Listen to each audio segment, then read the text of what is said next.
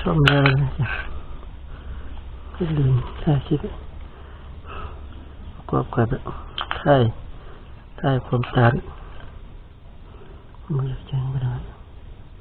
ความตัดไฟขาเข้าเลยเนาะรอยโอมมาแล้วเนาะน้ำตาลดำน้ำตาลน้อยเนี่ยประกอบคืนกันไป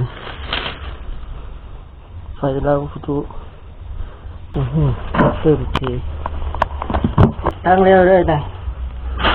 มีทดสอบเซนเซอร์ไลท์เซนเซอร์เดี๋ยวถ้ามันเป็นกลางคืนเนาะมันจะดับเบิ้ล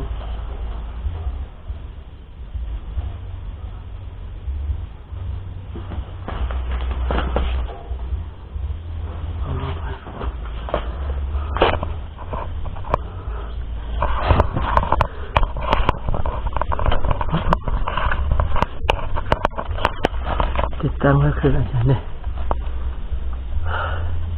ต่อจะดอกว่ามันจะเปลี่ยนดอกไม้กันตัวเก้าประตูดอกบาลานโอเคแล้วเนาะ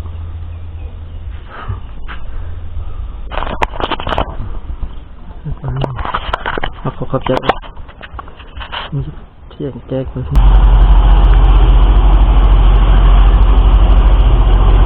ไลท์เซนเซอร์